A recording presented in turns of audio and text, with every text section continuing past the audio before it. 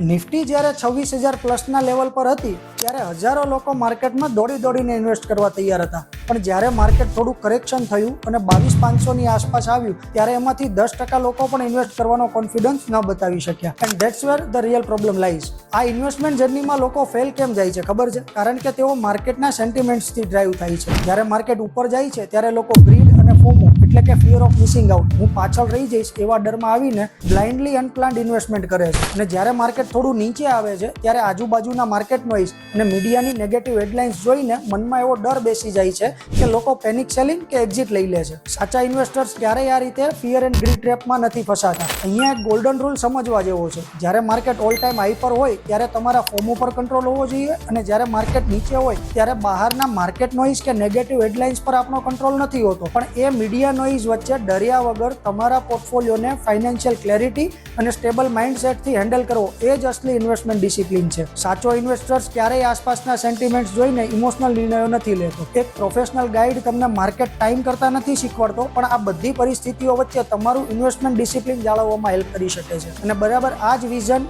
Professional guidance અને 19 વર્ષના ટ્રસ્ટવર્થી experience સાથે કામ કરે છે અમારું મિશન 100, જ્યાં 100થી વધુ વિઝનરી ઇન્વેસ્ટર્સના પોર્ટફોલિયોને માર્કેટના આવા ઉતાર ચઢાવ વચ્ચે પણ પ્રોફેશનલ સાયકોલોજી સાથે 100 કરોડથી વધુ સુધી પહોંચાડવામાં મદદ કરાઈ છે. જો તમે પણ માર્કેટના ફિયર, ગ્રીડ અને ફોમો ટ્રેપમાંથી બહાર નીકળીને સાચા વિઝન સાથે ઇન્વેસ્ટમેન્ટ કરવા માંગતા હોય તો કમેન્ટ અથવા DM કરો.